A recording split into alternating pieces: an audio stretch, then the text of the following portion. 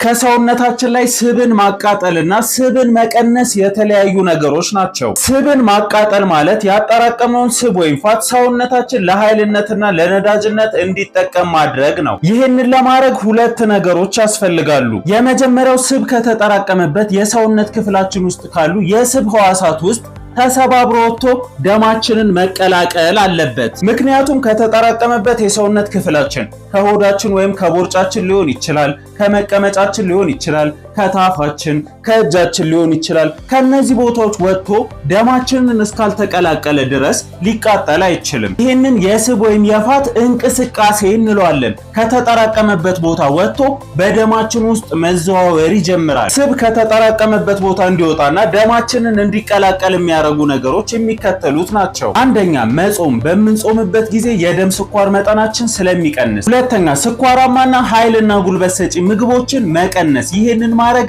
የስኳር ሆርሞን መጠናችንን ስለሚቀንስ። ኃይልና ጉልበት ሰጪ ምግቦች የምንላቸው እንደ ዳቦ፣ እንጀራ፣ ፓስታ፣ ጣፋጭ ምግቦች፣ ለስላሳ መጠጦች የመሳሰሉ። ሶስተኛ፣ ከሚያስፈልገን የኃይል መጠን ወይም ካሎሪ በታች መመገብ። በምንመገባቸው ምግቦች ለሰውነታችን በቂ የሆነ የኃይል መጠን የማንሰጠው ከሆነ ያጠራቀምነውን ስብ ወይም ፋት እያወጣ ለኃይልነትና ለነዳጅነት ለመጠቀም ይገደዳል። አራተኛ፣ በቂ እንቅልፍ መተኛት የእድገት ሆርሞን በደንብ እንዲመረት በማድረግ የስብ ወይም የፋት መንቀሳቀስን ያበረታታል።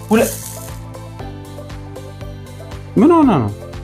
ሁለተኛው ስብን ወይም ፋትን የማቃጠል ሂደት ተሰባብሮ ወደ ደማችን ውስጥ የገባው ስብና ፋት ኃይል ወደሚያስፈልጋቸው የሰውነት ክፍሎቻችን ጋር እየሄደ ለኃይልነት ወይም ለነዳጅነት የሚነድበት ወይም የሚቃጠልበት ነው። ጡንቻዎቻችን፣ አንጎላችን፣ ልባችን፣ ጉበታችን እና ሌሎች የሰውነት አካል ክፍሎቻችን ጋር እየገባ ሲቃጠል ከስብ ማጠራቀሚያ ህዋሳቶቻችን ውስጥ ተሰባብሮ ወጥቶ ደማችን ውስጥ የገባው ስብ ወይም ፋት ለኃይልነት ወይም ለነዳጅነት የማይቃጠል ከሆነ ድጋሚ እየተሰባሰበ ሰውነታችን ላይ ይጠራቀማል። ምክንያቱም ይሄ ሁሉ ፋት ወይም ስብ ደማችን ውስጥ መዘዋወሩ ጤናችን ላይ ችግር ስለሚፈጥር ጉበታችን መልሶ እየሰበሰበ የስብ ህዋሳቶቻችን ውስጥ ያጠራቅመዋል። ሰውነታችን አብዛኛውን ኃይልና ነዳጅ የሚያቃጥለው ለመኖርና አካላቶቻችንን ለመጠበቅ ነው። ይህንን የማቃጠል ሂደት ለመጨመር የሚከተሉትን ነገሮች ማድረግ በጣም ጠቃሚና አስፈላጊ ነው።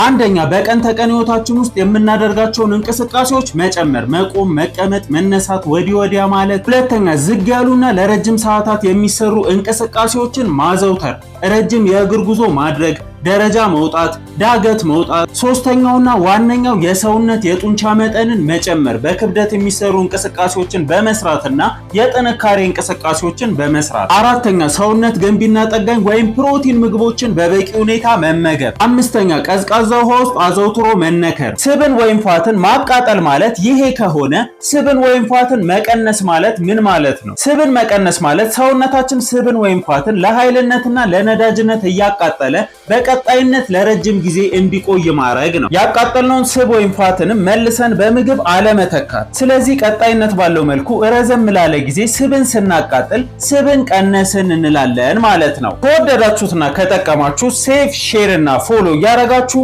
አመሰግናለሁ። ይመቻችሁ።